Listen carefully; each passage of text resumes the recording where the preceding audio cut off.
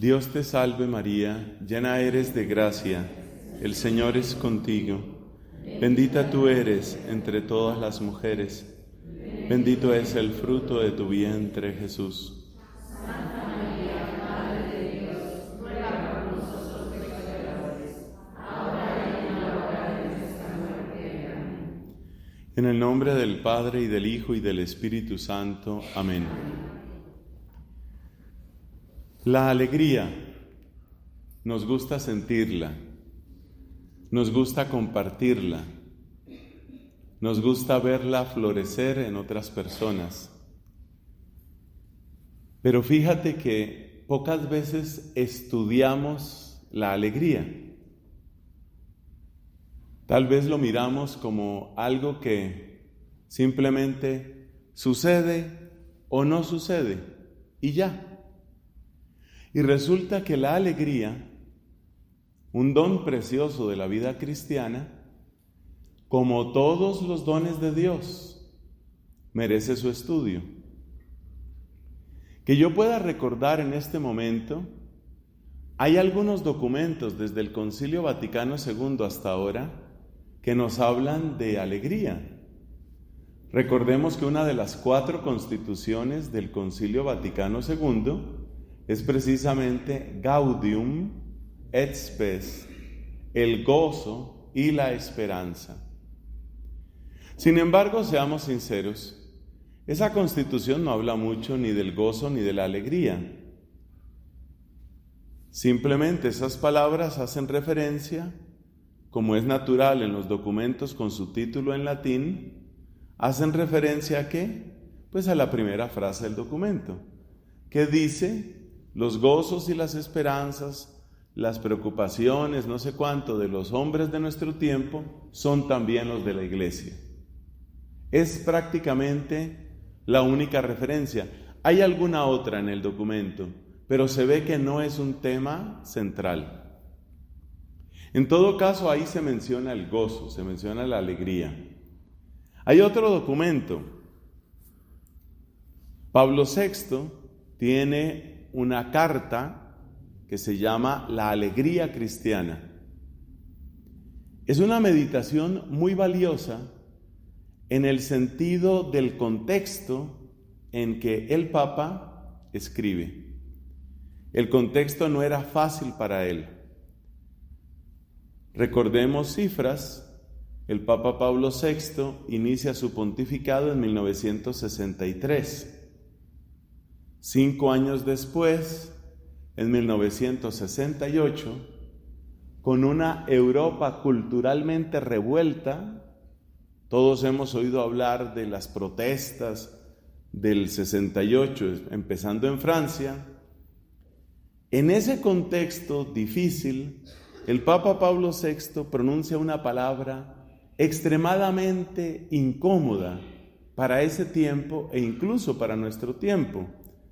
1968 es la fecha de la publicación de su encíclica Humanae Vitae, que va a hablar sobre el sentido de la sexualidad humana y por consiguiente de los inconvenientes morales que tienen los métodos anticonceptivos artificiales. Todas las precisiones, todo el argumento de Pablo VI valió muy poco frente a grandes públicos que simplemente se limitaron a rechazar, a desobedecer, a contestar esa encíclica. Podemos decir que en el pontificado de Pablo VI, 1968, fue un punto de quiebre, porque a partir de ese momento su pontificado recibió oposición no solo desde fuera, sino también desde dentro de la Iglesia. El mismo Papa, esta es una anécdota que pocos conocen, el mismo Papa cuando asumió el pontificado, en ese año 1963, dijo con humildad: estoy seguro que hay y había otros que podían realizar esta misión, más sabios, más prudentes, más generosos, pero el Señor ha querido que yo reciba esta tarea porque me ha llamado a sufrir. Y es interesante que el Papa del Sufrimiento escribe sobre la alegría. No se pierdan ustedes, no la voy a repetir aquí, pero no se pierdan ustedes una lectura de esa carta de Pablo VI, la alegría cristiana. Está escrita por un Papa que sufre y está escrita en un contexto de sufrimiento, de oposición. De hecho, ese fue uno de los últimos documentos de Pablo VI que, como sabemos, murió en 1978. Su pontificado, pues, duró unos 15 años. Después, si buscamos otro documento pontificio, por lo menos, que hable expresamente sobre la alegría, tenemos que avanzar bastante, porque siendo tan abundante el magisterio de Juan Pablo II, encontrar un documento que sea específico sobre la alegría no es tan fácil. Sí hay muchas alusiones a la alegría y a la confianza. De hecho, Juan Pablo II es el Papa que marcó todo su pontificado con aquella frase famosa: no tengáis miedo. Él invita a la confianza, él proclama la victoria de Cristo resucitado. Sus saludos de Pascua están marcados siempre por una gran alegría. Hay que ver esas bendiciones de Pascua. Sabemos que la bendición tradicional del Papa en Pascua se llama bendición Urbi et Orbi. La bendición para la ciudad, o sea, para su diócesis, y para todo el mundo. Y en esos saludos de Pascua, el Papa Juan Pablo II derrocha alegría y quiere que nos contagiemos de alegría. Pero hay que llegar al pontificado de Francisco para encontrar otro documento que específicamente habla sobre la alegría. Ese documento es Gaudium et Evangelii Gaudium. Evangelii Gaudium, el gozo del Evangelio. Luego el Papa Francisco ha tratado de mantener ese tema de la alegría en otro documento, pero mucho más complejo y muchísimo más polémico. Estoy hablando de Amoris Laetitia. Laetitia pues significa eso, significa alegría, la alegría del amor. Entonces el Papa Francisco se ve que tiene un especial cariño por este tema y por lo menos en 2 de sus documentos ha querido destacar eso. Evangelii Gaudium, Amoris Laetitia. Pero es sobre todo Evangelii Gaudium el que nos va a interesar aquí. Porque en Evangelii Gaudium el Papa Francisco no solamente habla de la alegría, sino que también habla de los enemigos de la alegría. Y ahí tenemos una inspiración para estas reflexiones que les voy a compartir en unos minutos. El Papa Francisco no solamente habla de cómo el cristiano está llamado a la alegría, sino que también ya nos va enseñando sobre las amenazas que tiene la alegría en nuestra vida cristiana. Esas amenazas es bueno conocerlas.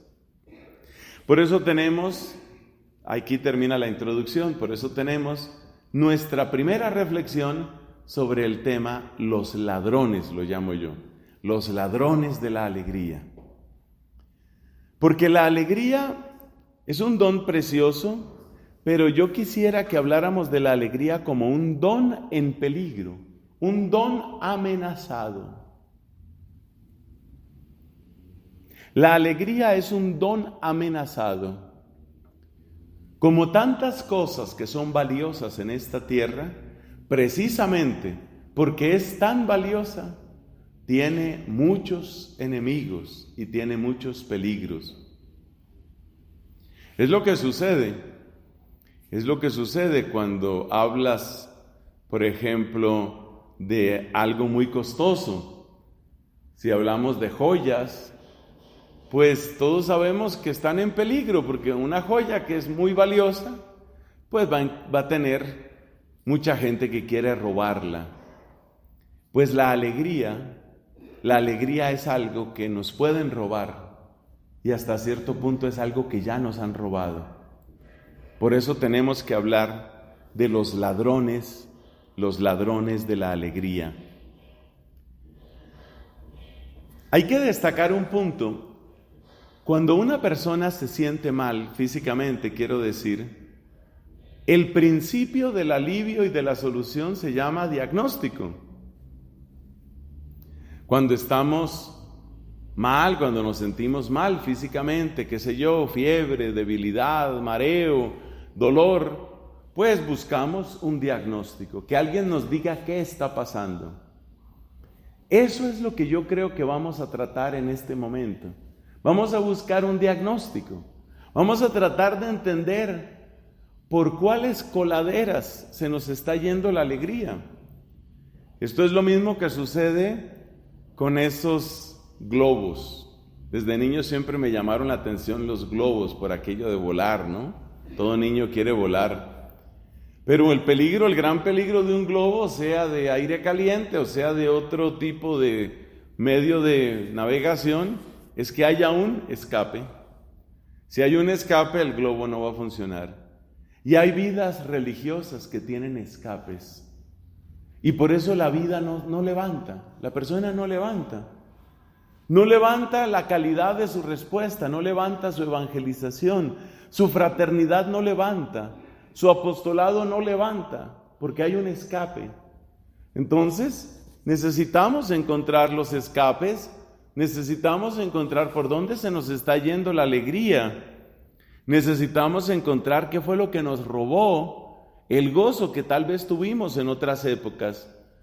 Yo creo que algunos de nosotros recordamos con mucho cariño, incluso con cierta nostalgia, las primeras etapas de la vida religiosa, en que sentíamos que ningún esfuerzo era demasiado pesado, que ningún ambiente era demasiado complicado, que ninguna tarea era demasiado difícil. Parecía que podíamos responder a todo con una sonrisa, o a veces incluso con una sonora carcajada. La alegría de aquellas primeras etapas es algo absolutamente hermoso en nuestros recuerdos, pero lo dramático es que para muchos religiosos y religiosas, la alegría se va quedando como en un recuerdo, y más bien hay unos sedimentos de tristeza, unos sedimentos de desengaño que van cayendo en el corazón, y de repente descubrimos que pasan días sin que nos hayamos dado esas famosas risas o carcajadas que antes teníamos. Ya pocas cosas nos hacen reír, pocas cosas nos hacen sonreír. Sin darnos cuenta, nuestra mirada se va volviendo escéptica, nuestro corazón se va volviendo frío y nuestro trato se va volviendo una pura formalidad. Por lo que yo he visto en estos pocos días que hemos compartido, hay abundantísima bendición para esta congregación. Y yo creo que ustedes, amadas hermanas, han sido muy preservadas de muchas cosas, pero no nos digamos mentiras, están amenazadas. Lo mismo que muchas otras consagradas en otras congregaciones. La verdad es que la iglesia misma está amenazada en su alegría. La verdad es que la iglesia misma ha llegado a un punto en el que se pregunta si de verdad tenemos una buena noticia. ¿Cuál podría ser una buena noticia en estas circunstancias? Bueno, entonces entremos en nuestros diagnósticos. Vamos a mencionar ladrones, los ladrones de la alegría, y vamos a mencionar 5 de ellos. 5 terribles ladrones que se llevan nuestra alegría. Vamos a situarnos en este escenario. Una persona está feliz, pero le sucede algo y esa persona ya no se encuentra tan feliz. Ese es el escenario en el que nos vamos a situar. Es decir, la persona estaba bien y algo le pasó. Y lo que vamos a analizar es qué es lo que le pasó a esa persona para que perdiera su alegría. El primer ladrón que mencionamos es el rechazo. El rechazo. Así como la acogida nos trae una sensación de paz, de cariño y de alegría, el rechazo es como un extinguidor potente que apaga cualquier pequeña llama de alegría. El rechazo. Conviene en esta materia seguir las recomendaciones que hace Santa Catalina de Siena cuando dice que conviene aprender los conceptos por parejas. Es decir, como hizo el Papa Francisco en Evangelii Gaudium. Esto trae alegría, pero lo contrario te va a traer tristeza, depresión, amargura.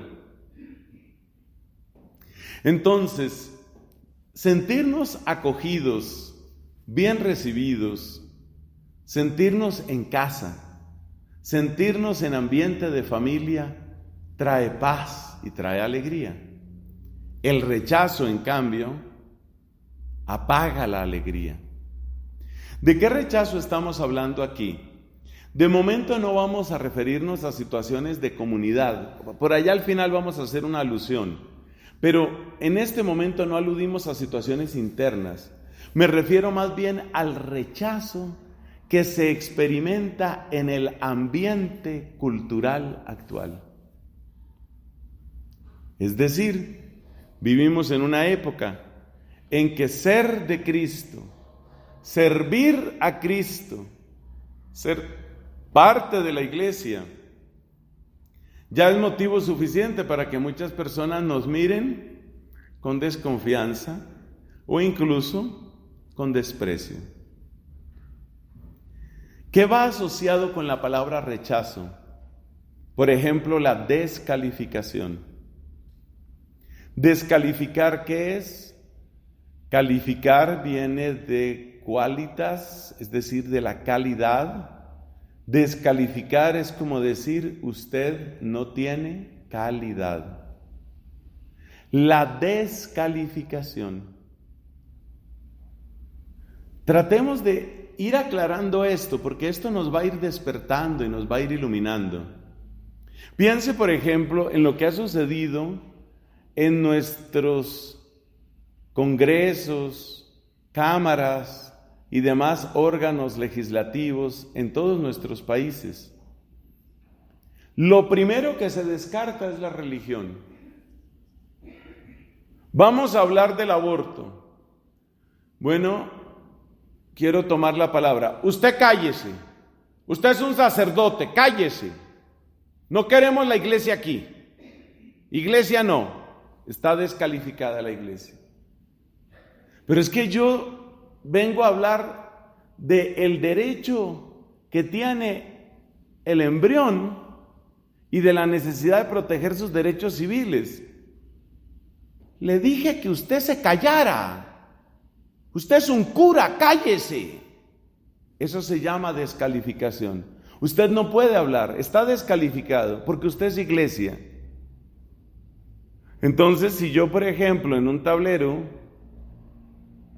pinto el teorema de Pitágoras, cállese, no ha quedado demostrado. Pero yo estoy hablando del teorema de Pitágoras, es un sacerdote, ¿no entiende? Váyase de aquí. Esa sensación de ser expulsados, de que nosotros no tenemos una palabra relevante en la sociedad, eso se llama rechazo. Eso es rechazo. Otras personas van por la línea del desprecio. Muchas religiosas han tenido que padecer eso. En nuestros países queda bastante respeto en general, puede haber incidentes aislados, pero hay lugares donde yo he visto a las prioras, a las abadesas, decir a sus monjas o a sus religiosas en España, concretamente en Madrid y en Barcelona, sobre todo en esas dos ciudades, Si tienes que salir a la calle, piénsatelo bien, si vas a llevar el hábito. Entonces yo vi el caso de una monja de clausura, que tenía que hacer, allá en España, tenía que hacer alguna diligencia, qué sé yo, de seguridad social, de lo que fuera, en Madrid. Entonces ella viaja en el tren, llega a casa de una hermana suya, se cambia de ropa y sale de particular, monja de clausura, sale de particular. ¿Por qué? Porque otras monjas de clausura, por el solo hecho de llevar su hábito, han sido escupidas, han sido ultrajadas, a veces cosas tontas, a veces cosas sucias, a veces palabras de desprecio. Estaremos de acuerdo en que no es tan fácil estar uno muy feliz si va por la calle, le arrancan el velo, le escupen el hábito, le tiran alguna cosa para mancharle la ropa. Esas cosas están sucediendo. A veces el desprecio está sucediendo a personas, otras veces está sucediendo a lo que representa la iglesia. Así, por ejemplo, ya se cuentan por centenares las iglesias en Francia que han sido incendiadas. Y yo todavía tengo sospechas sobre el incendio de la Catedral de París, Notre Dame. Los estudios dicen que fue un accidente, hay muchos que nos cuesta trabajo creer en el accidente. Pero dejemos Notre Dame tranquila. Lo cierto es que son centenares de iglesias las que han sido incendiadas. Y lo mismo ha sucedido en otros lugares. Entonces, cuando usted es cristiana y católica y usted ve Nueva Noticia, ¿sabes lo que ha pasado? ¿Qué ha pasado? Pues que la parroquia de aquí a unas 5 cuadras la han incendiado. El padre dice que ahora no podremos celebrar misa por esta semana y que vamos a ver si la semana entrante celebramos en algún colegio o en alguna parte porque no hay misa. Las profanaciones eucarísticas, las muertes de sacerdotes, la masacre de cristianos, todo eso está hablando de un rechazo. Y la sensación de rechazo es una sensación muy fuerte para el corazón humano. Porque sentirse rechazado implica sentirse agredido, implica sentirse debilitado, pero hay algo más profundo, algo psicológico más profundo. Sentirse del lado de los perdedores. Bendito sea Jesús. Yo hice mi primera profesión religiosa el 2 de febrero de 1986. Son 33 años de vida religiosa para la gloria de Cristo.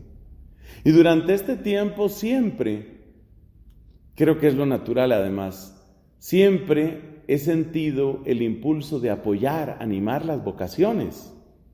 Pues yo creo que es un deber de todos. Yo nunca he sido promotor vocacional. Pero es que uno no necesita un nombramiento para animar vocaciones.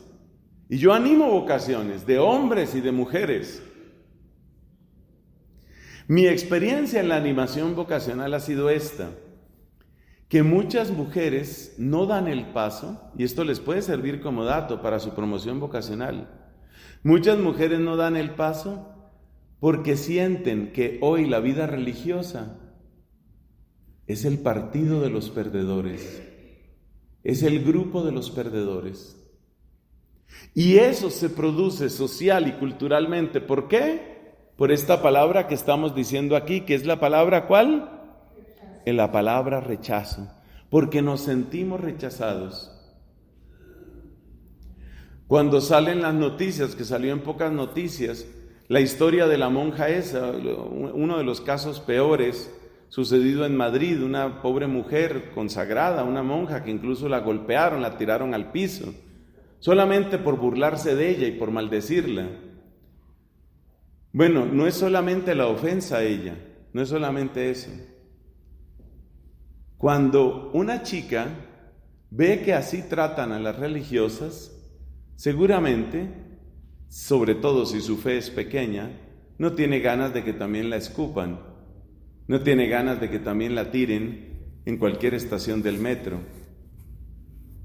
Es decir, se va creando en el imaginario social, se va creando la idea de que el sacerdote es del grupo de los perdedores, el religioso es del grupo de los perdedores. Hay rechazo, hay burla, hay insulto. Entonces eso mata la alegría, eso apaga la alegría. Aunque nosotros ya tengamos una profesión religiosa, atención, no estamos inmunizados. Probablemente uno no se va a salir. Que uno diga, voy a dejar mi comunidad porque están insultando mucho a las monjas, me voy de esta comunidad. No, uno no va a hacer eso tan fácilmente, pero sí hay un impacto interior. Y ese impacto interior, estamos apenas hablando del primer ladrón, ese impacto interior es una baja en la alegría. Es una sensación de qué lado estoy. Parece que estoy del lado de los perdedores. La palabra perdedor ha adquirido una fuerza muy grande hoy en los jóvenes. Suelen utilizar la expresión en inglés, loser. You're a loser. Usted es un perdedor. Para mí, no sé, pues yo soy del otro siglo, ¿no? Para mí, la palabra perdedor no tiene tanta fuerza, pero es increíble para los jóvenes de hoy la fuerza que tiene la palabra perdedor. Nobody wanna be a loser. Nadie quiere ser un perdedor. Perdedor jamás. Y resulta que hoy la iglesia parece ser el corral de los perdedores.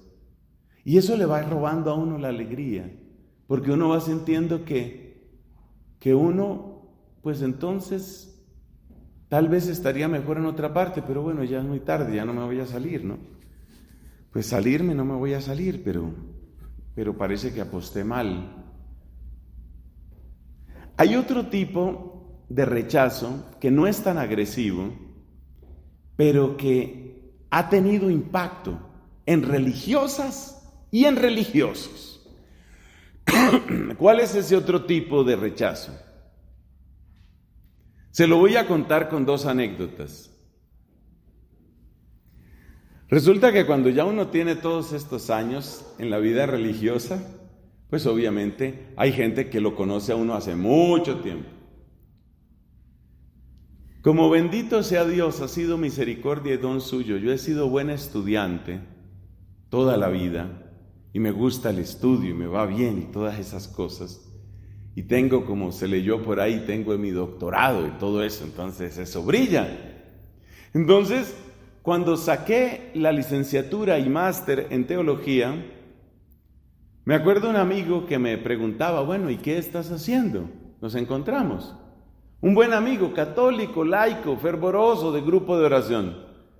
¿Y en qué te tiene la comunidad que estás haciendo? Y yo le conté, bueno, soy profesor. Estoy dando clases en la casa de formación de nosotros, que nosotros llamamos Studium Generale. Ah, qué bien, eres profesor. Eres profesor. ¿Y te gusta? Le dije, pues sí, la verdad sí me gusta. A mí me gusta la docencia. Me gusta predicar, me gusta enseñar. Ah, bueno. Pasan 15 años. Estamos hablando del año 2010, 2012, por ahí. Fecha exacta no te tengo. Pero pasan como 15 años y me vuelvo a encontrar con el mismo amigo. ¿Y qué? Bueno, qué alegría, tal, los saludos. ¿Y qué estás haciendo? Otra vez la pregunta. No, pues doy clases. Pero tú estabas dando clases hace 15 años. En síntesis, lo que él estaba esperando era el ascenso. Es decir, si hace 15 años eras profesor de seminaristas, pues ahora se supone que tienes que ser el decano o el rector, o ya te van a hacer obispo, o yo no sé qué va a pasar contigo, pero tienes que subir. Esa presión de las familias y de los amigos contiene dentro de sí un rechazo. Porque nos empiezan a mirar con la lógica del mundo, y la lógica del mundo es que uno siempre tiene que estar subiendo. En Colombia a veces utilizamos esta palabra con cierta sorna. Uno tiene que estar trepando, ¿no? Trepando, subiendo, cada vez escalando más alto. ¿Pero qué? ¿Ya te hicieron provincial? No, no eres provincial. ¿Y entonces? ¿Y tampoco decano? No. ¿Rector de un colegio? No, tampoco. Profesor raso. ¿De tiempo completo? No, yo soy profesor de cátedra, horas cátedra. Porque con las misiones en las que estoy yo no puedo ser profesor de tiempo completo. Soy profesor de hora cátedra. Pero hace 15 años eras profesor de hora cátedra. O sea, no estás avanzando. ¿Qué está sucediendo contigo? Te volviste calvo, gordo, feo, viejo, enfermo y no has avanzado. El Papa Francisco habla de la tentación del carrierismo, expresión derivada de otra palabra en italiano que significa eso, hacer carrera, ¿no? Hacer carrera. Y la gente espera, y de gente es también la familia, la gente espera que uno vaya subiendo. Yo conocí en una comunidad colombiana, una comunidad religiosa colombiana, conocí el caso de dos religiosas que ya mayores significa 40 y tantos, 50 y tantos años, dejaron la congregación, obviamente ya eran devotos perpetuos. ¿Y sabes por qué la dejaron? Por la familia. ¿Y sabes qué les decía la familia? ¿Cuál era el sonsonete de la familia? ¿Sabes cuál era? El sonsonete de la familia era, oiga estas palabras, esto es un poco grosero, o sea, suena muy mal. Le decían a estas religiosas, eso lo supe yo de muy buena fuente, les decían, son casos separados, no están relacionados uno con otro, pero en ambos casos el lenguaje era, ¿y tú cuánto más les vas a trabajar a las viejas esas? ¿Cuánto vas a seguir regalando tu trabajo? Claro, estamos hablando de religiosas que precisamente habían hecho cierta carrera, tenían su licenciatura en educación, habían hecho todas esas capacitaciones que pide el Ministerio de Educación en Colombia, y a medida que tú vas capacitándote más, tú vas subiendo en lo que en Colombia se llama el escalafón. Me imagino que aquí habrá algo parecido. Entonces tú vas subiendo en el escalafón, y cuando vas subiendo en el escalafón tú puedes aspirar a un sueldo mejor. Estás alto en el escalafón. Pues estas hermanas estaban tan alto que se botaron. ¿Por qué? Porque la familia entró con el rechazo, y la expresión era esa: ¿cuánto les vas a seguir regalando a las monjas esas? Que no decían monjas, sino las señoras o las viejas esas. Una familia incrédula, una familia marcada por el cinismo. Oiga, y estas hermanitas, que ya no son hermanitas, les repito, son casos separados, pero como calcados el uno del otro. Estas mujeres, entonces llegaron a la conclusión de que, verdad, yo con esto hago un buen ahorro y con esto me puedo pensionar o me puedo jubilar y dejo de regalarle plata a esas viejas. Ese es el poder del rechazo. El poder del rechazo es ese, te termina volviendo egoísta y te termina volviendo amargado y te termina reconcentrando en ti, lo dice el Papa Francisco. Es muy bonita esa reflexión de Evangelii Gaudium, cómo la tristeza nos reconcentra y el reconcentrarnos nos entristece. El Papa lo explica muy bien en Evangelii Gaudium. La tristeza te reconcentra. La persona triste se va metiendo en sí misma. Oiga, ¿yo qué estoy haciendo? Entra un poco el síndrome de la rata y el barco. ¿Qué es esa palabra tan horrible? Pues mire, el síndrome de la rata y el barco es que dicen los marineros que cuando un barco está condenado ya a hundirse, Las que primero huyen son las ratas. La rata y el barco. Entonces, estas religiosas tuvieron el síndrome de la rata y el barco. Esta comunidad no va para ninguna parte, ¿yo qué hago aquí? Yo regalando plata, ¿yo por qué? Entonces la tristeza te reconcentra y reconcentrarte te entristece y es un círculo vicioso. Y al final se salieron. ¡Cuánto sufrimiento! Yo era muy amigo de la general de aquella comunidad. Gracias a Dios seguimos siendo amigos, pero ella ya no está en ese cargo. Yo vi el sufrimiento de esa hermana, pero ¿cómo van a hacer eso? Esto se llama traición, decía ella. Pero ¿cómo van a hacer eso? Simplemente salirse porque sí. Pero llegaron hasta Roma y la congregación de los institutos de vida consagrada y lo que hubiera que hacer, pero mi plata para mí. ¿Por qué? Porque la familia les fue perforando y perforando el oído con la idea de que ¿usted qué hace regalando esa plata? Un rechazo a la vida religiosa. O sea que lo de perder la alegría no es una tontería. Muchas veces detrás de la alegría que se pierde también la vocación. No es tonto perder la alegría. Segundo ladrón. Este me interesaba mucho, el del rechazo. Segundo ladrón. Nos hace mucho daño un ladrón que se llama injusticia. O si le quieres dar un nombre más completo, el imperio de la injusticia. ¿Qué es el imperio de la injusticia? Cuando el pecado se exalta, se alaba.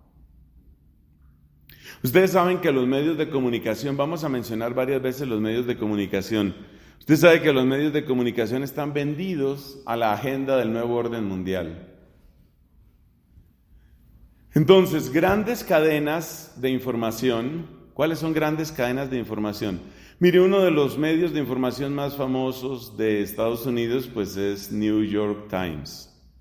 No es solo que tenga muchos suscriptores, es que marca una línea de periodismo para muchos otros medios.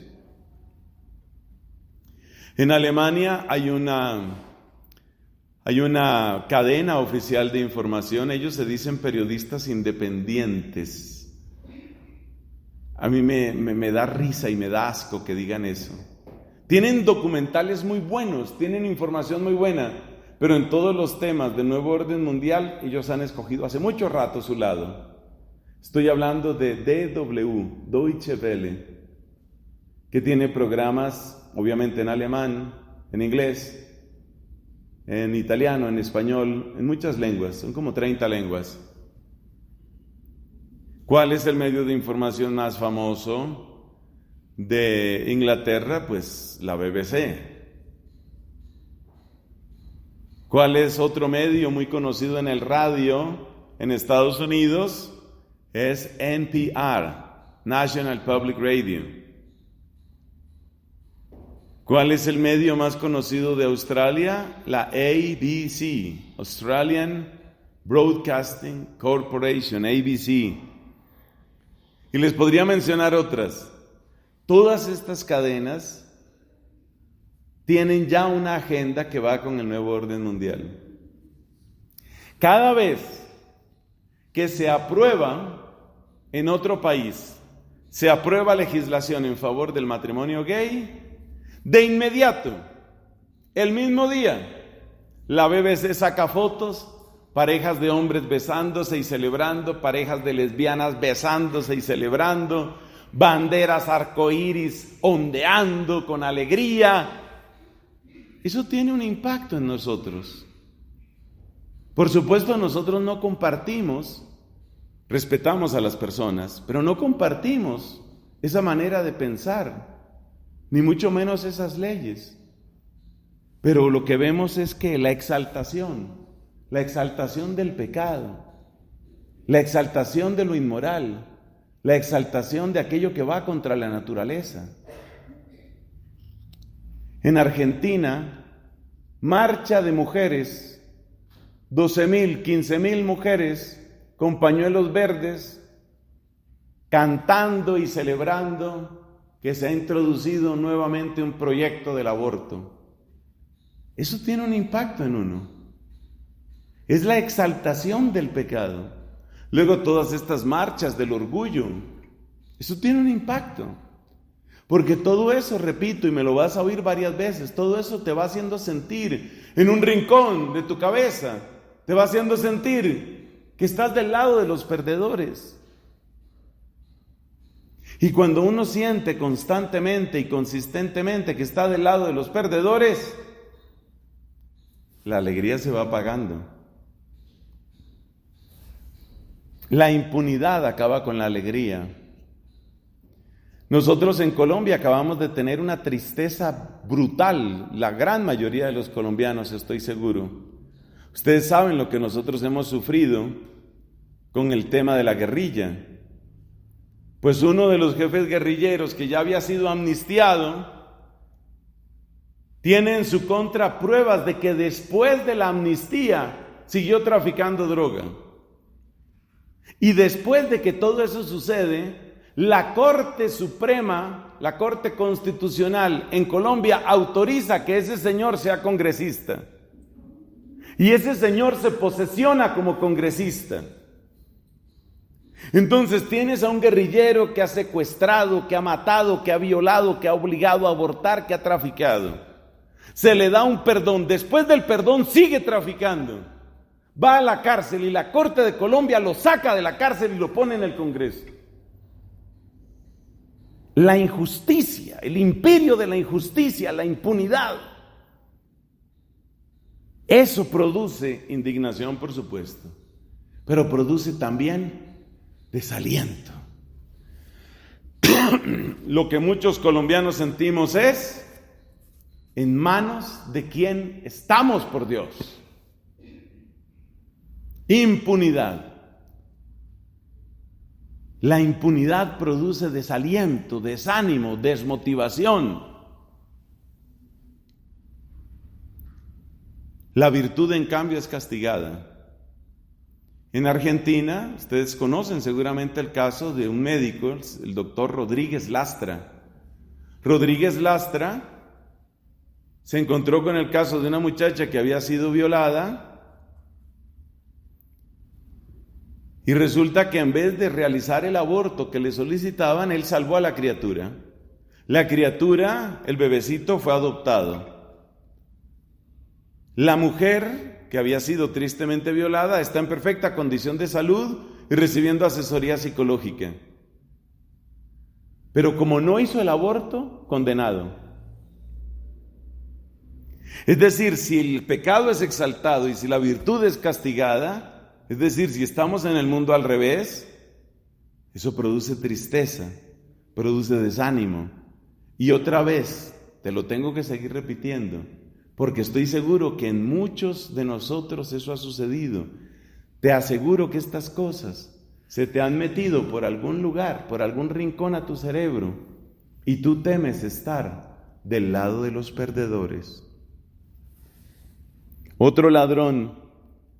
Este ladrón afecta mucho a las jóvenes en las comunidades religiosas. Y es muy importante que las superioras y las maestras tengan en cuenta este ladrón, porque pasa desapercibido. Se llama perplejidad. Los que tenemos un poquito más de años, yo estoy ya por los 54, los que tenemos un poquito más de años, creo que no nos escandalizamos tan fácilmente. Yo tengo suficiente edad para recordar que no es la primera vez que se profana el Congreso de la República de Colombia, no es la primera vez. Nosotros tuvimos como senador, para vergüenza eterna de mi país, tuvimos como senador al narcotraficante más famoso de Colombia, Pablo Escobar. Ese también fue senador. Y había cargos terribles contra él y fue senador. Entonces, cuando uno es un poquito mayorcito, uno ya ha tenido varios desánimos, varias decepciones. Los jóvenes no tanto. Y nosotros los mayores a veces no medimos con suficiente claridad el impacto que está teniendo el ambiente en los jóvenes. Me refiero obviamente a religiosos jóvenes, religiosas jóvenes. No lo medimos, porque uno piensa que a ellos les afectan las cosas en la misma proporción que a nosotros. Falso. ¿Cuál es el ingrediente adicional que afecta a las vocaciones jóvenes mucho más que a nosotros, los que ya vamos donde vamos? Se llama perplejidad. En una comunidad laical, como un grupo de oración bastante crecido y formado, allá en mi convento, se reúne en mi convento, se llama Familia Espiritual. Nosotros realizamos varias convivencias al año, por lo menos 2, a veces 3, cuando se puede. En una de las convivencias, las personas tenían que hablar sobre sus obstáculos en la fe, lo que les costaba trabajo, etc. La mayoría de los jóvenes escogieron esta palabra para describir lo que sentían: confusión, que aquí la estamos llamando perplejidad. Les repito, superiores y maestros, ustedes no tienen idea de lo confundidos y lo perplejos que están nuestros jóvenes. ¿En qué se nota eso? Se nota en varias cosas. Por ejemplo, se nota en la incapacidad de tomar ciertas posturas claras. Ya hemos tenido el caso de religiosas que dicen, bueno, pero es que en el caso de una violación, pues yo como que sí entiendo el aborto ahí. Es decir, ya está agrietada, esa persona ya está agrietada, ya no está firme, ya no está clara, ya se agrietó. Todavía más complejas son las dudas que tienen en temas de homosexualidad, muy fuertes. Estuve colaborando con una comunidad en otro país y tú ves a las hermanitas y las ves todas muy bien sentadas, todas muy fraternas, todas muy sonrientes, pero solo Dios sabe lo que hay adentro. En diálogo con algunas de ellas relativamente jóvenes, relativamente quiere decir 30 años o menos de edad, me contaba una de ellas, siendo religiosa y sin salirse de la comunidad, de una larga experiencia de lesbianismo que ella había tenido. Bueno, yo abordé la situación con mucha serenidad. No se trata de escandalizar a la gente ni de hacer aspavientos, pero claro, uno ve lo grave que es eso. Y entonces ella estaba saliendo de esa situación, ella se daba cuenta que era absurdo su experimento de lesbianismo, porque además ella tampoco se sentía lesbiana, era más una cosa como de curiosidad. Entonces ella estaba saliendo de su experiencia lesbiana. Como ya ella estaba en tónica de recuperar plenamente su vida religiosa, arrepentida, confesándose, etc., como ya estaba en esa tónica, eso se prestó para que tuviéramos una conversación muy sincera. Entonces le pregunto, pero tú no te dabas cuenta de que lo que hacías era grave y era incorrecto. Pues es que yo no estaba segura. Y mira lo que me dice, porque nosotras no le estábamos haciendo daño a nadie. O sea, fíjate lo que hay detrás de eso. Hay una terrible confusión. ¿Qué significa daño? Daño significa si yo secuestré, si yo maté, si yo robé. Pero si yo le estoy pasando bueno con mi sexo, ¿a quién le importa? Ese tipo de situación se presenta y hay mucha perplejidad. ¿Qué pasa con la perplejidad? Que la perplejidad te la describo de esta manera. Imagínate que tú vas a un partido, digamos de fútbol, vas a un partido de fútbol. Entonces no digamos equipos de México, para no pelear con nadie. Vas a un partido de fútbol. Hay 2 equipos que son muy famosos y muy tradicionales en Colombia. En la ciudad de Bogotá están 2 equipos que son, uno se llama Millonarios y otro se llama Santa Fe. Supongamos que tú vas al gran clásico, Millonarios contra Santa Fe. ¿Cómo es una persona perpleja? Una persona perpleja es la que quiere que gane Millonarios, pero que no pierda Santa Fe.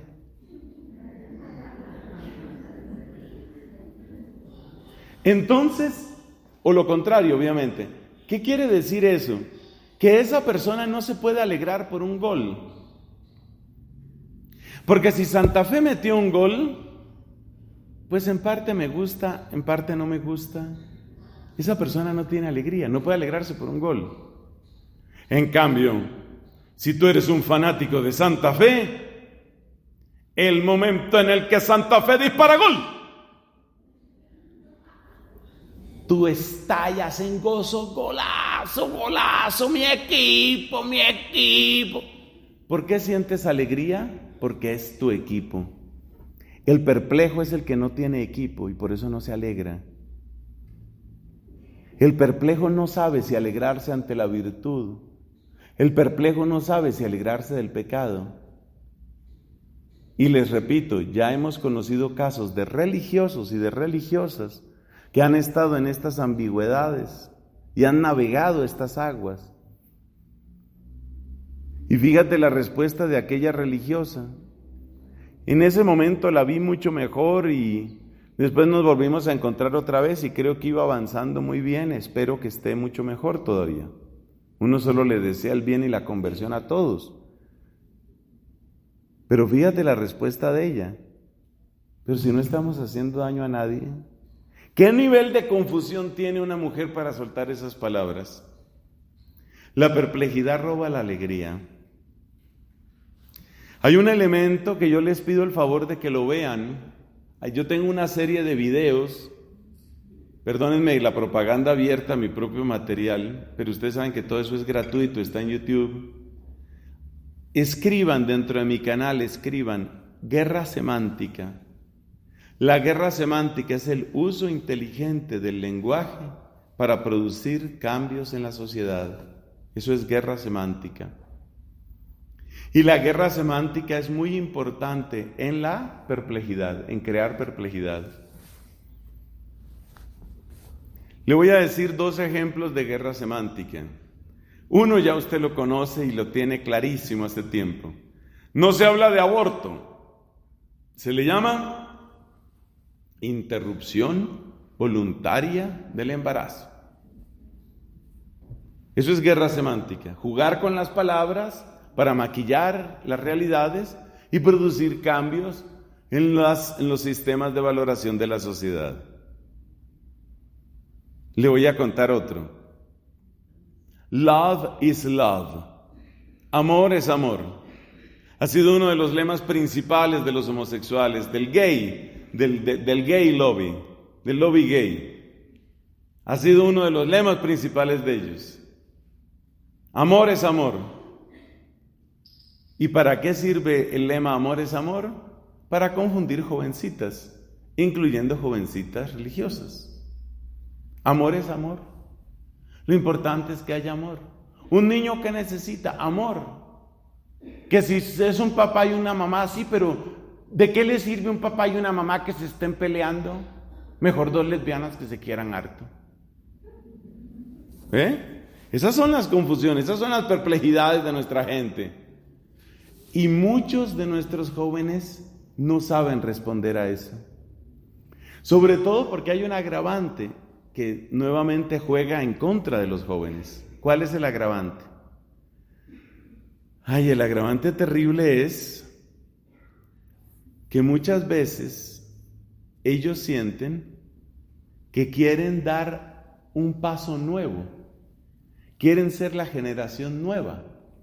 Y el que quiere ser nuevo quiere ser distinto.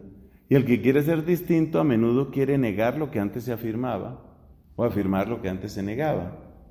Entonces yo he conocido en Estados Unidos varios sacerdotes jóvenes que consideran que, mira, ya este es otro tiempo, ya no tantas condenas.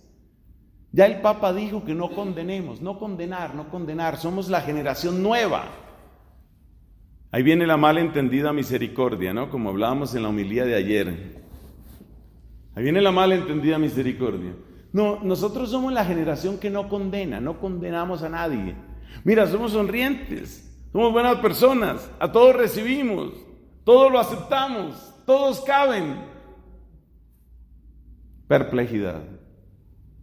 Cuarto ladrón,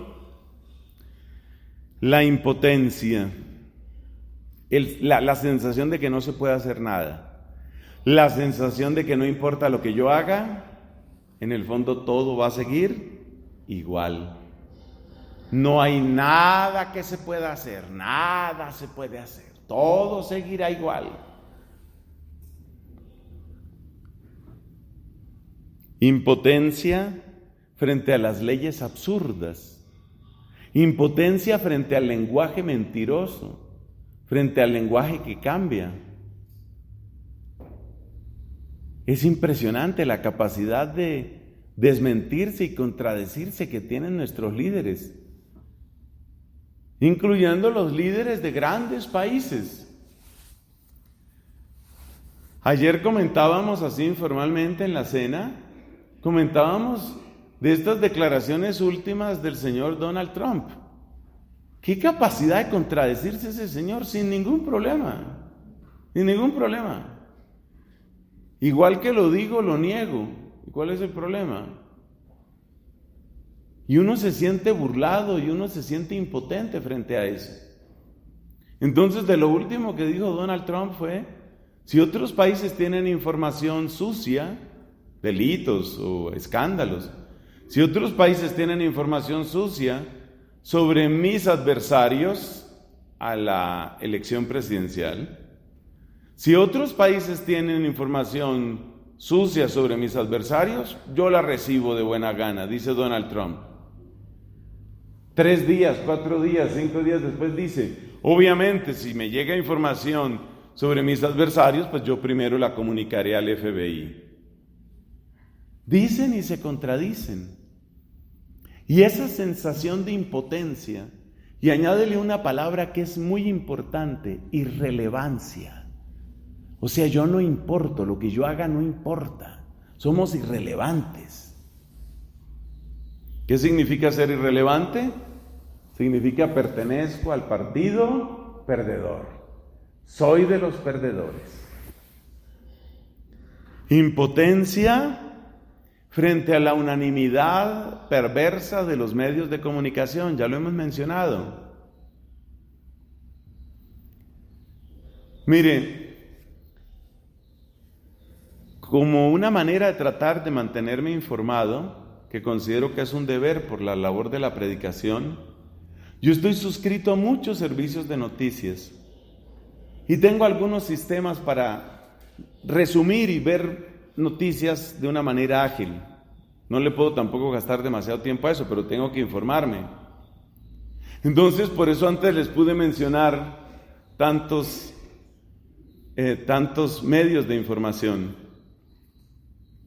Es impresionante la unanimidad de ellos.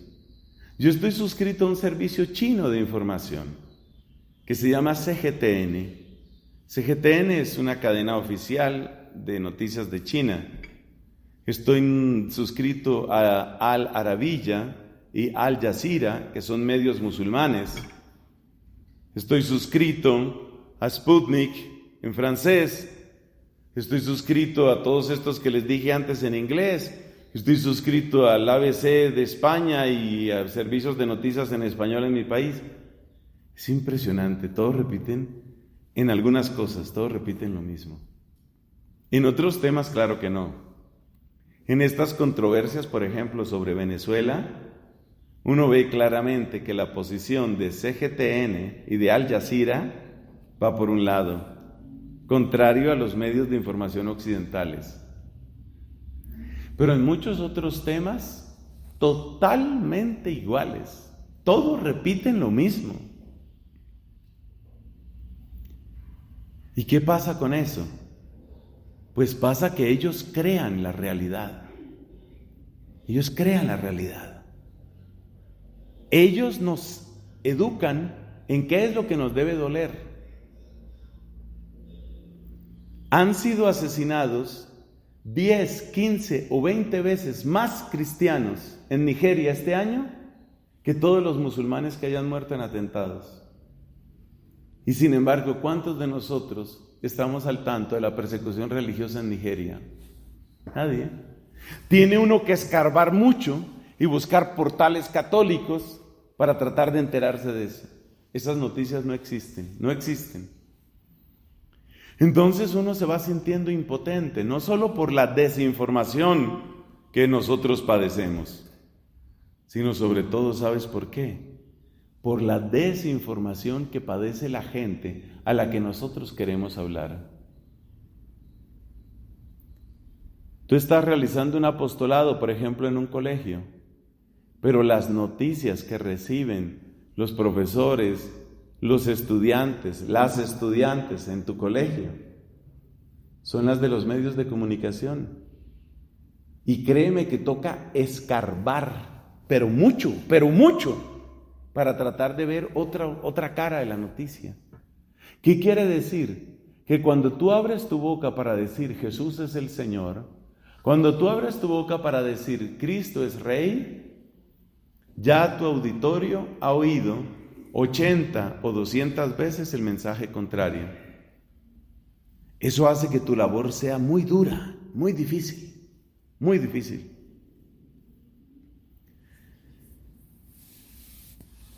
Hay una sensación de minoría perpetua, una sensación de que no vamos a poder hacer nada.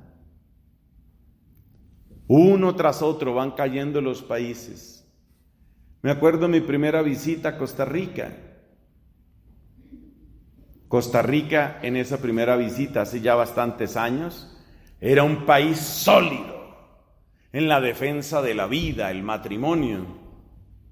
Un verdadero ejemplo, un faro para muchos de nosotros, concretamente para Colombia. Costa Rica se está agrietando. Con financiamiento del exterior se van fortaleciendo opciones políticas cada vez más ambiguas o abiertamente contrarias a la ley natural.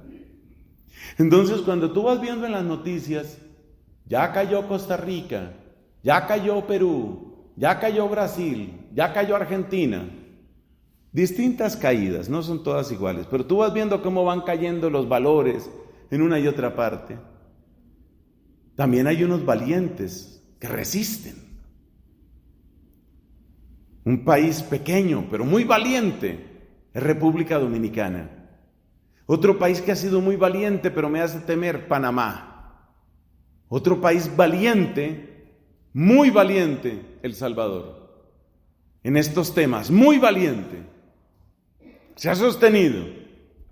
Gracias a Dios, en eso ha habido mucha unanimidad entre cristianos, católicos y no católicos. Y eso ha ayudado a que El Salvador se afirme. Pero no quedan muchos, van cayendo. Aquí en México hay una lucha despiadada, terrible. Y la situación es muy distinta en distintos estados. Entonces hay estados que ya están completamente vendidos, rendidos al sistema. Hay otros estados que se sostienen.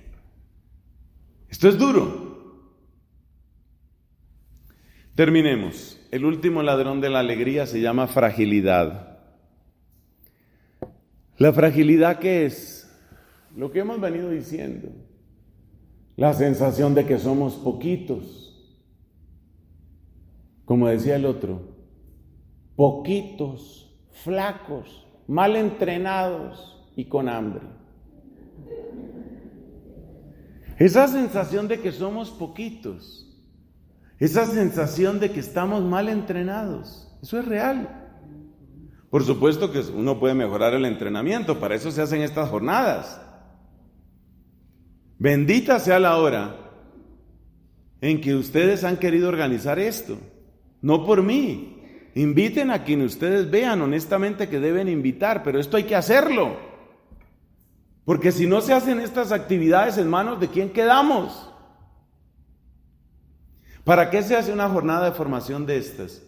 Para que despertemos, para que nos demos cuenta en dónde estamos, para que sepamos de dónde nos están atacando, para eso.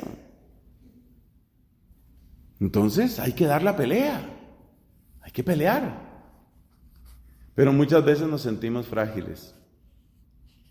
A veces, en la misma vida religiosa, uno se siente frágil. Me refiero a que encuentros intercongregacionales, encuentros de la conferencia religiosos. Yo a veces no sé qué recomendar. Ahora creo que estamos un poco mejor en Colombia, pero créanme que hubo muchos años en que yo no sabía si recomendarle a las comunidades de hermanas vayan o no vayan a las conferencias religiosas. Eso hay que evaluarlo muy bien. Por favor, cuiden los tesoros de su carisma, les digo. Y cuiden los tesoros de sus sanas y benditas tradiciones, cuídenlas. Porque muchas veces uno de los escapes, acuérdate el globito que se le está escapando, uno de los escapes sucede en eso. Porque resulta que se juntan, sobre todo quienes van más allá. Pues allá no van, no suelen ir. Las hermanas en estado terminal, no. Esas no van por allá. Las hermanas de tercera, cuarta y quinta edad no van por allá. ¿Quiénes son las que más van a esos encuentros? Las jóvenes. ¿Quiénes son las más vulnerables? Las jóvenes. Entonces, ¿qué pasa? Que es muy natural para los jóvenes y las jóvenes hacer grupo, hacer equipo con los que son de su edad. Entonces, tú empiezas a juntar religiosas jóvenes que vienen de congregaciones muy sanas en sus principios, empiezas a juntarlas indiscriminadamente, imprudentemente, porque sí hay que ser iglesia. O sea, tampoco me malinterpreten, yo tampoco estoy diciendo aquí enciérrense, no dejen salir a nadie, que nadie respire. Yo no estoy diciendo eso, les estoy diciendo sean prudentes, porque yo he visto eso. Y hay comunidades que se encuentran en muy mal estado, pero muy, muy mal estado. Me duele en el alma tener que decirles, tengan particular cuidado con los jesuitas. Que me caiga encima lo que me caiga, pero las cosas las tengo que decir. Porque el estado de la gran mayoría de los jesuitas en este país y en muchísimos países que conozco es grave, muy grave, en la negación de cosas que son muy importantes dentro de la iglesia. Y algunos de ellos son figuras muy sobresalientes.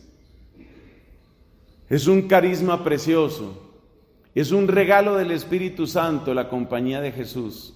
Pero les digo abiertamente, y el que quiera hablar conmigo, hablo todo lo que sea necesario. Pero yo tengo que advertir aquí, tengan cuidado con eso, sean muy prudentes. No les digo que no tengan trato, pero si van a tratar con un jesuita, averigüen primero si tiene plenamente la fe católica. Averigüen eso, no se puede dar por descontado. Algunos muy famosos, como el famoso padre Maciá, ya está bastante mayor, fue o es misionero desde hace mucho tiempo en Japón. Ese señor ha dicho una cantidad de cosas que no tienen nada que ver con la fe católica. Entonces, ¿se puede invitar a un jesuita? ¿Se puede oír a un jesuita? ¿Se puede uno confesar con un jesuita? Seguramente que sí, pero averigua primero quién es.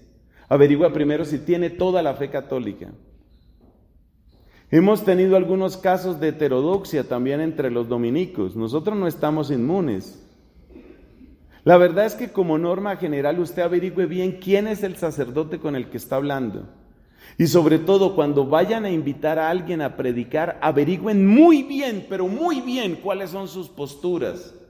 Y qué es lo que cree realmente y qué es lo que dice.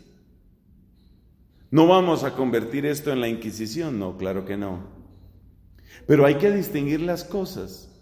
Una cosa es una conversación que yo tenga, que soy una persona con alguna formación, una conversación que yo tenga con un sacerdote que está diciendo barbaridades, que Cristo no resucitó, que milagros no hay, que la virginidad es relativa, que hoy los votos se entienden de otras maneras, que al fin y al cabo los homosexuales también se aman y tienen su dignidad. Si yo veo que una persona tiene ese tipo de discurso, yo, Nelson Medina, en el nombre de Jesucristo, yo me siento capaz de entrar en un diálogo abierto, sincero, tranquilo con esa persona. Pero ¿qué es lo que yo te estoy diciendo? No expongas a tus ovejitas más frágiles a un discurso de esos, porque tus ovejitas más frágiles no tienen los elementos. Yo no digo que sea pecado hablar con las personas que están así fracturadas en su fe católica o enseñando otras cosas. No, está bien hablar con ellos. Pero ¿quién está capacitado para hablar con ellos? Entonces, corresponde sobre todo a los superiores, las superioras, los maestros, las maestras. Corresponde sobre todo a ustedes averiguar muy bien qué es lo que cree esa persona. Entonces no se puede hablar con él. Entonces usted se cree de los perfectos. No, Señor, yo soy un miserable pecador. El problema no es ese. El problema es que si vamos a tener una discusión teológica de altura, te sientas tú ahí, yo aquí y hablamos de tú a tú. Que tú tienes tu doctorado, yo también lo tengo. ¿Cuál es el problema? Vamos a hablar. Pero que tú agarres, tú que perdiste la fe católica, agarres a un grupito de novicias, a un grupito de junioras que no tienen la preparación y empieces a adoctrinarlas, eso sí que me preocupa. Yo no estoy diciendo que no haya diálogo, estoy diciendo que hay niveles de diálogo en la iglesia. Y les pido por los tesoros que ustedes tienen, y les pido por el amor de Jesucristo, les pido, cuiden lo que tienen, porque los tiempos son muy malos. Entonces hay que formarse muy bien. ¿Se puede tener un coloquio teológico? Claro que sí, por supuesto que sí, todos los temas se pueden hablar. La Trinidad, la existencia de Dios, las naturalezas de Cristo, todo se puede hablar, bendito sea Dios, todo se puede hablar. Pero ¿con quién lo vas a hablar? ¿A quién le vas a entregar el plato delicioso de tus novicias? ¿A quién se lo vas a entregar? Eso hay que tener mucho cuidado. Nosotros tenemos varias congregaciones de hermanas dominicas de distinto nombre y distinto carisma y distinta fundadora allá en Colombia. Y yo tengo el caso de una de esas comunidades, no diré el nombre, una de esas comunidades, hace 20 años, no han hecho sino malgastar las poquitas vocaciones que les llegan. Una congregación de hermanas. Les digo un secreto, no me quieren ni poquito. Con esta manera de hablar que me van a querer. Eso sí yo lo asumo. Pero créanme una cosa, no me lo tome como vanidad, no me lo tome como orgullo. Las palabras se cumplen. 0 vocaciones en 20 años. Y lo poco que entra se les va saliendo. ¿Por qué? Porque ya se empezaron a servir sus vocaciones jóvenes en bandeja de plata, al padre de moda, al libro de moda, a la espiritualidad de moda. ¿Cómo hacen eso? ¿Cómo hacen eso? ¿Qué familia haría eso? ¿Le hago esa comparación? Un papá, una mamá, adultos y bien preparados, pueden enfrentar muchas dificultades. Pero ¿qué papá o qué mamá va a entregar a sus hijos chiquitos? A ver usted, adoctrínelos usted. ¿A quién se los vas a entregar, por Dios? ¿A quién? Entonces hoy hay que vigilar mucho, muchas comunidades hay que vigilarlas, muchas. Hay situaciones serias. Sacerdotes buenos y santos los hay en todas las comunidades, estoy seguro. Y estoy seguro que muchos de ellos sufren por lo que ven que hacen sus cohermanos o cohermanas. Porque nosotros tampoco estamos mucho mejor. Hemos tenido unos escándalos terribles. Por allá hay una monja en España que cada rato sale diciendo barbaridades, una dominica. Cada rato sale diciendo barbaridades. Es una argentina que vive allá en Cataluña. Y ahora resultó más catalana que los catalanes, y catalán, y catalana, y ¡ay Dios! ¿Y será que se puede discutir con ella? Claro. ¿Se puede hablar con ella? Claro. Claro que sí. Pero ¿quién está capacitado para eso? Entonces hay que trabajar en este tema de la fragilidad. Hay que trabajar en esto. Los tiempos que vivimos son complicados, son difíciles. Y la fragilidad y los números en declive y las pérdidas y los desangres de vocaciones matan la alegría. Dime qué alegría puede quedar en esa comunidad. ¿Qué te digo? Creo que de los últimos 20 años les quedan como 4 junioras, es todo lo que tienen. Esas son las consecuencias de no cuidar lo que Dios nos da. Las cosas hay que cuidarlas. ¿Y sabe quién tiene que cuidarlas? Todos, muy especialmente, superiores. Porque habrá que responder ante Dios. Y esto, por favor, ténganlo en cuenta para el capítulo general. Ustedes verán si me vuelven a invitar o no me vuelven a invitar. Ese es problema de ustedes. Yo simplemente trato de servir al Señor y servir a su iglesia. Pero yo les digo para el capítulo general, tengan en cuenta esto. Todo nombramiento que vayan a hacer, piénsenlo en términos del bien de la comunidad, los tiempos en que vivimos, los desafíos que tenemos. Piénselo de esa manera. Porque usted tiene una responsabilidad ante Dios. Usted tiene que responder a Dios. Así como un papá o una mamá tienen que responder ante Dios por los hijos, nosotros tenemos que responder por nuestros postulantes, nuestros novicios. Hay que responder por ellos. Porque Dios nos va a decir, bueno, yo les di vocaciones a ustedes. En época en que había comunidades que no recibían nada, yo les di a ustedes. ¿Qué hicieron con ellas? Los ladrones de la alegría. Pero no se desanime, ¿no? No se desanime porque luego tenemos otra predicación que yo creo que va a empezar a sacarnos del hoyo. Vamos a hablar en nuestra siguiente predicación de las clases de la alegría. Y ahí vamos a encontrar cómo uno puede fortalecer el don de la alegría aún en estos tiempos. Y luego en la tercera conferencia, si Dios lo permite, vamos a hablar sobre esto de la alegría y la reparación, que es algo muy bonito en el Evangelio. Gloria al Padre, al Hijo y al Espíritu Santo.